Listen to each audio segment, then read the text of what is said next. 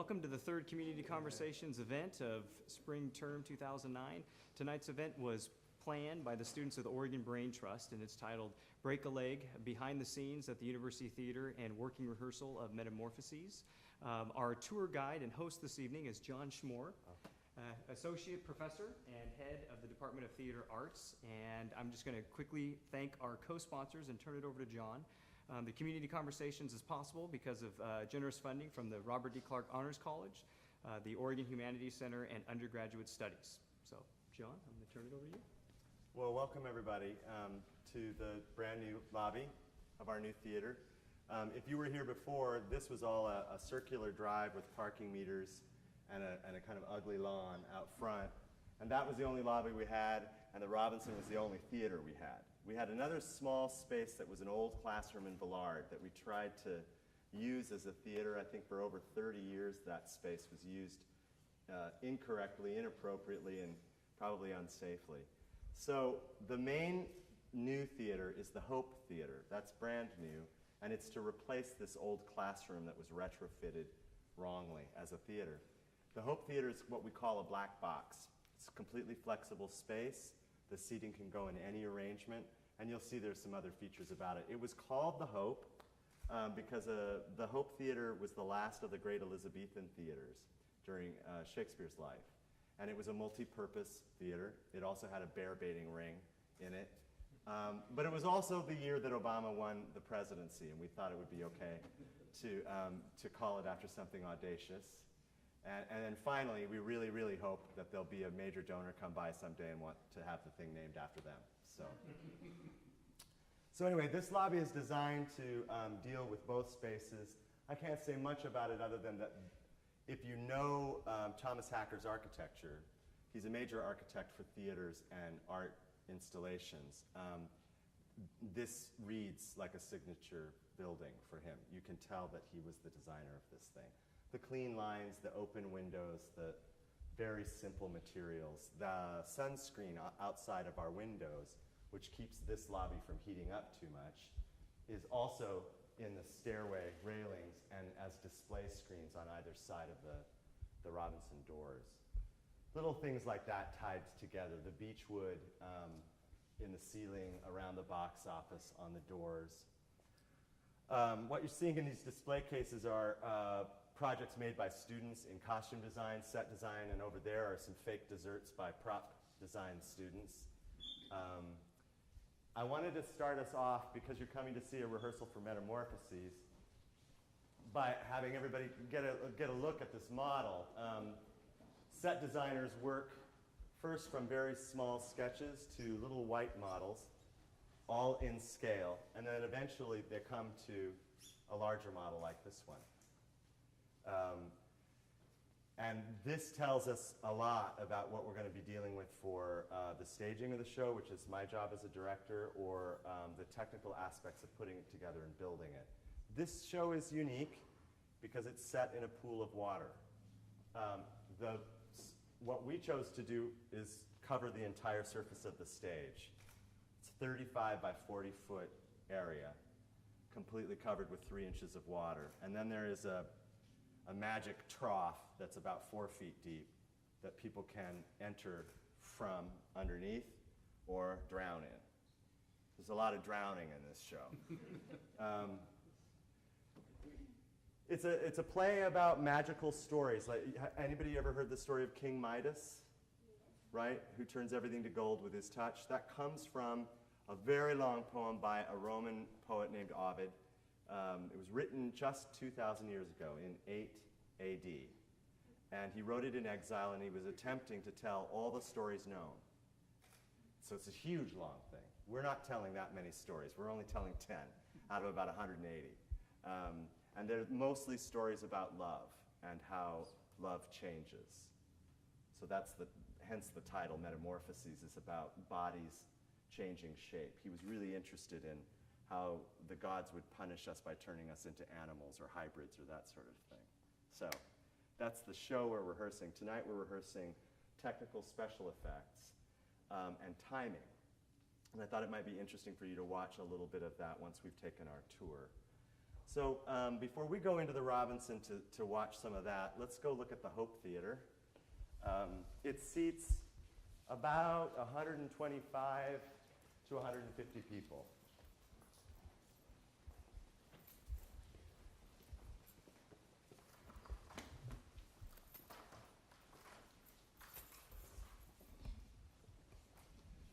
Well, I better turn on lights. Yeah, hold on, sorry.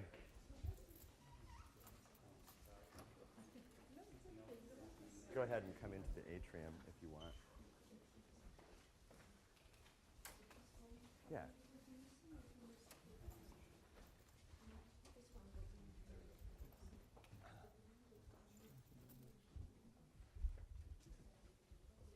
Come all the way in. You can come out onto the stage. Don't be hiding in the shadows.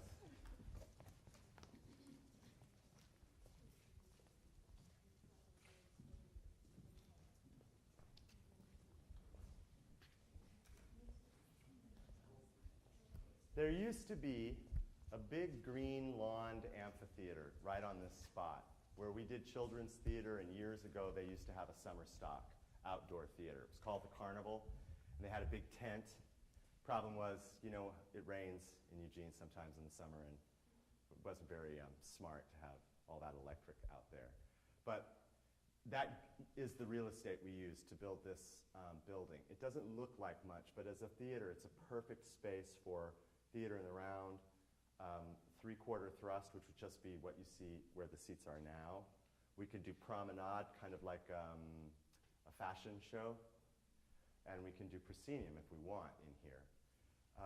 Some of the things that are state-of-the-art are the tension grid. I won't take you all up there, but the tension grid allows us to walk anywhere we want on that wire mesh.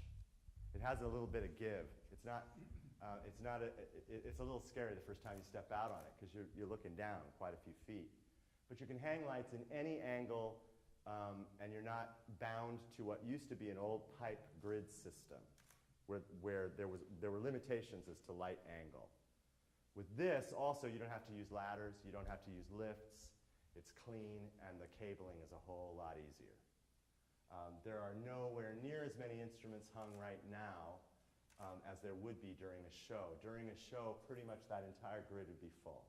And all of the gallery space with pipes would have lights on them. That sound and light booth up there is accessible by wheelchair, as is our new sound and light booth in the Robinson. That was never true just 2 years ago for any time.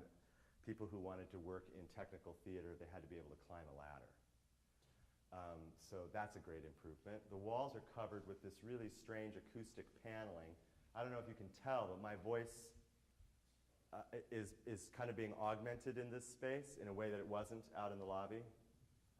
So it's been tuned for speech, for actors. Will we ever use that gallery up there for entrances, people rappelling down from above? Probably. Somebody will get a crazy idea and do it. You have any questions about the Hope Theater?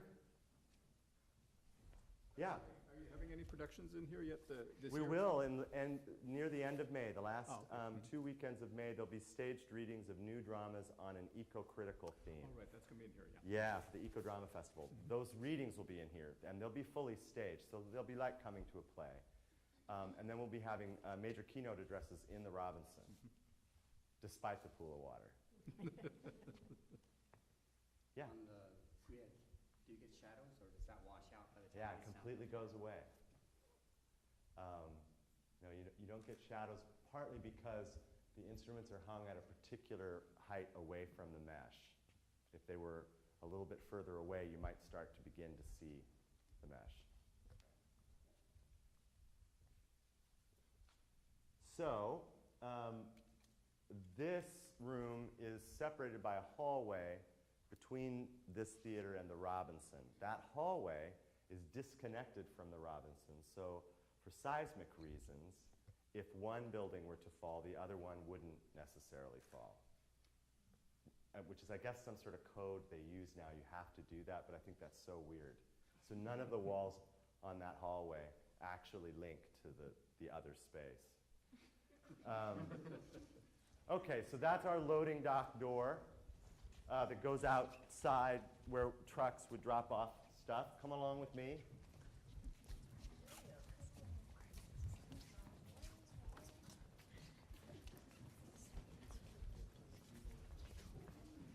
I want to take you upstairs to see the costume shop.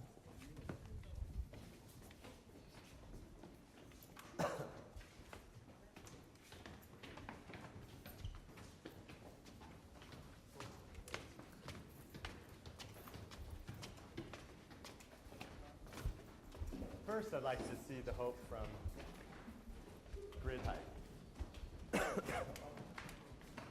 Yeah.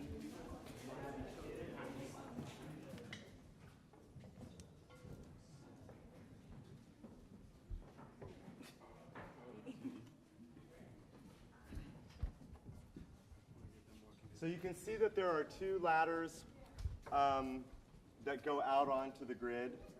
There's little islands on either side. Hi there. Are you here for the tour? Come on through the other door opposite. Yeah, come this way. There should be a door right below this guy with the camera. Right. Yeah, and then come on up the stairs. Come on in. There's plenty of room. No, you're fine. Can you go on the other side of the camera? Yeah, go ahead.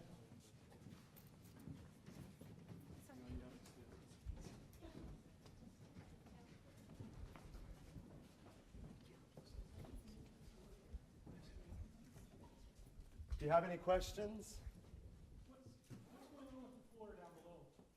What's going on with the floor?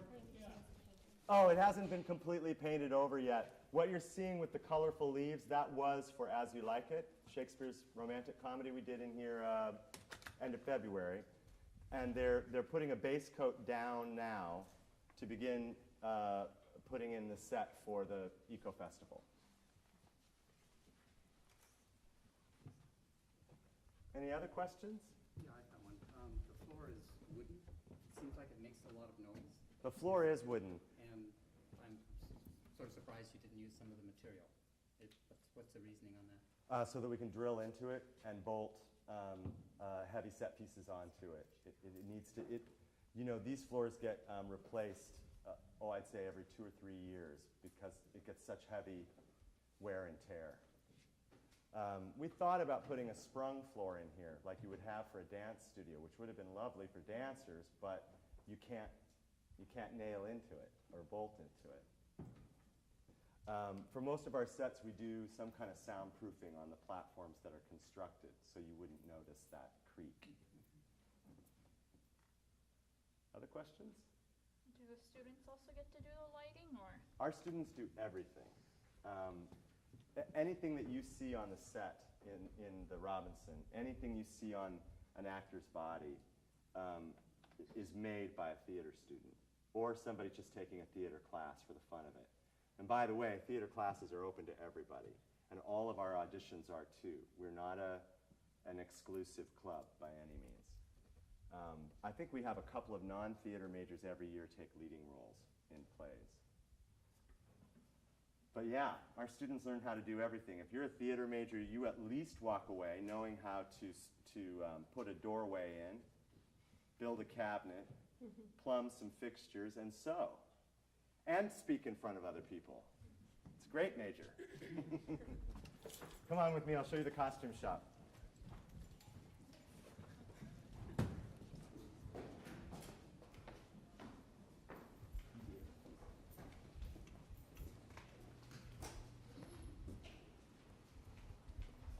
Got it? It doesn't stay shut. Stay open. Yeah, you're gonna want to come all the way in, I think.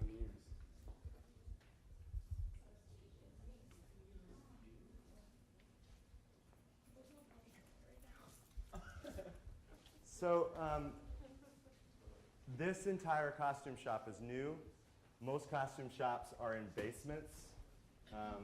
And the one that we used to work in was like not even half this size. low ceilings, dark, smelled. It was in the basement of Villard, which is an old building. And we couldn't do anything to renovate in Villard because it's a historical landmark.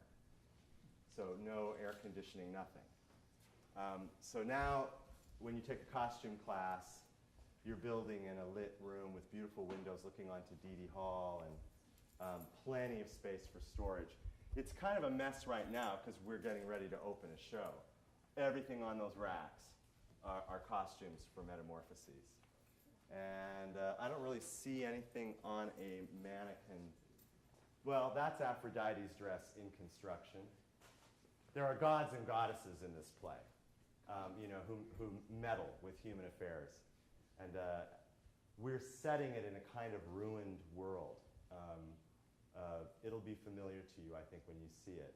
And so the costumes are a little bit Depression era and screwed up, and then sometimes very, very, very contemporary. Any questions about the costume shop? Behind that clock is a green room. I can't show it to you right now because I think someone's using it. In there is another room for fabric storage, and far down there is another room for dyeing fabric. Yeah? How are costume designs decided? Is that something Sandy that's- Bonds and her graduate students.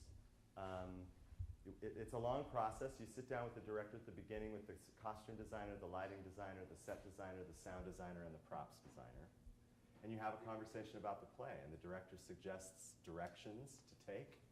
And then the designers come back with photographs, sketches, sometimes new questions, and little by little a decision is made about how the show is going to look.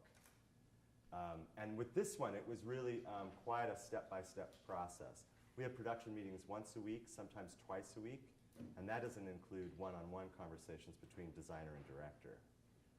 And it's a mutual collaborative exploration about how do we want this thing to move? What do we want to say with this play? How do we make it an entertainment? Where are all of the costumes that, like, from past shows? Where do you put these costumes? Oh, we have a after? huge storage space, kind of back behind Size Pizza. Oh, There's a building there that's all locked up that's full of past costumes. And then our old costume shop is now serving as a storage space. Yeah. Has this been put on as a play in other places? In other words, was there already a dramatized version available? Yeah, there was a script published. Mary Zimmerman won a Tony Award for her directing of the play back in, it was right after 9/11 when this play opened in New York. And it was a great success, and if you come to see it, you'll know why. It has a very hopeful ending about love and how humans can change. And yeah, it's been done in other places. Other places have done like great big deep swimming pools where the actors are kind of doing water ballet, I guess. I don't know. That didn't appeal to me. Partly because I've read the Ovid poem and understand the darkness of it. It's a deliberate critique of the Roman Empire under Augustus. So, any other questions? Don't hesitate to ask what you might think are silly questions, like what's that? I can try to answer. So John, is there a degree program or courses in costume design specifically that students? You can focus on costume design. Our BA for undergraduates usually means the student tracks towards acting, directing, playwriting, or one of the design areas, costume, set, lights, by their junior, senior year. But you don't get an actual degree in one of those areas. But we do have graduate MFA degrees in costume and hair and makeup design versus set and lighting design. And we have a PhD MA program for people who are going to become professionals or professors. Yeah? What character's costume is that? This is the beginning, I think, of a character called Hunger. Oh, okay. And it's entirely made out of plastic bags, That's amazing. garbage bags. That's really fun.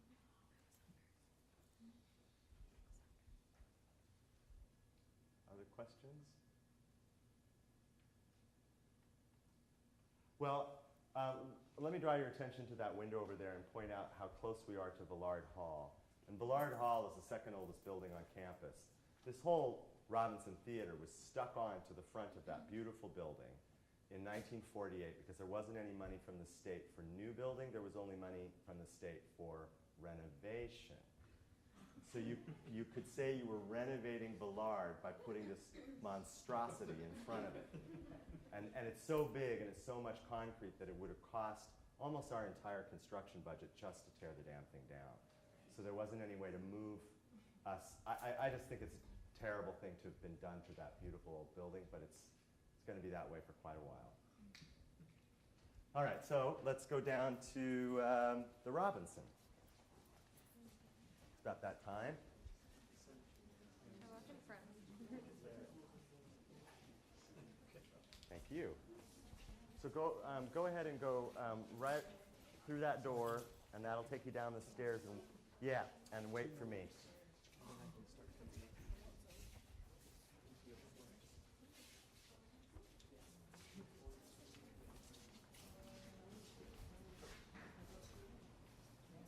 Sorry, I want you all, if you could, sit on this side of the stairway. So go ahead and sit up there. It's going to take a while.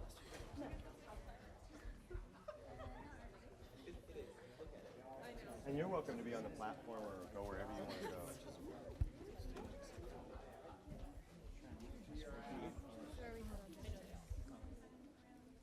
No, not at all. Not at all, but watch out. It's dark backstage, so be careful. Yeah. Okay. Hey, Matt. So you're sitting in brand new stadium seating. This theater used to be more like an auditorium that would only get about as high as, like, say, that fourth row at the very back of the space. In other words, this whole stadium area didn't exist, and the theater was like this big cavernous barn. It sat 375 originally. It now seats only 300 in order to make room for these aisles on either side and to do handicap access on this central aisle. This renovation changed the acoustics and changed the sight lines radically and has improved what this theater can do to such a degree that we're playing around with it. I picked this play in part because I knew it was set in a pool of water, and I thought, now the audience can finally see the stage floor.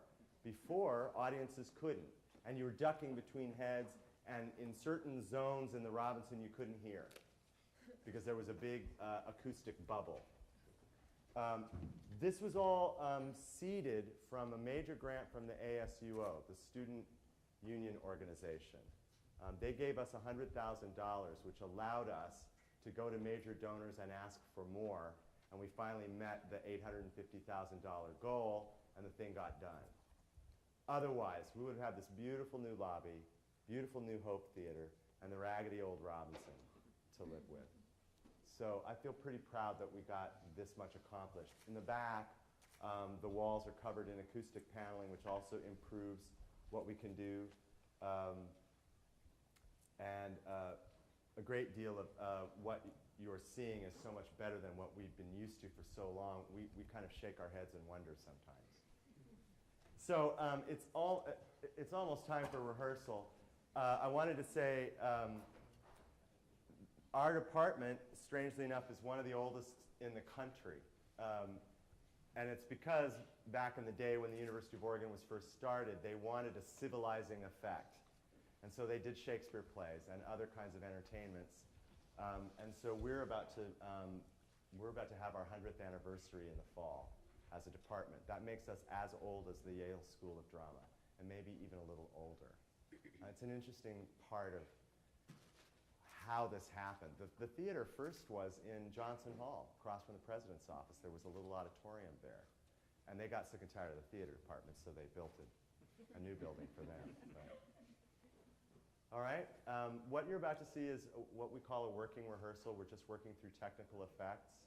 Occasionally, if I get a chance and they're working and I don't need to pay too much attention, I'll come back and see if you've got questions. But right now, do you have any before I start? No, but I hope they will be. Soon. They might be sold out. Start that panic for me, will you? Yeah. Are you the director for this play? Yes, I am. What is this play? Metamorphoses. Oh, I thought that there was going to be in the Hope. No, that's where all that black rubber is. That's pond lining, and that's the water I was telling you about. Do you fill it up every? No, we've been repairing it, and we'll start to fill it again tomorrow. Was it originally built to hold water like that, or? No. No. Good question, but no. No stage is built to hold water. Although back in the 19th century, they used to do melodramas all the time where horses would jump off cliffs into rivers and things like that. But not any theaters built like this one. Anything else you want to know? All those folk over there, of course, are actors. That's Janet Rose, our technical director, with her hand to her chin, in grave concern. That's our stage manager, Bobby Wood, in the red shirt with the phone. That's our sound designer, Nathan Delaney, and assistant stage manager, Charlie, and soundboard operator, Mike. Thanks, John. No, I had a blip.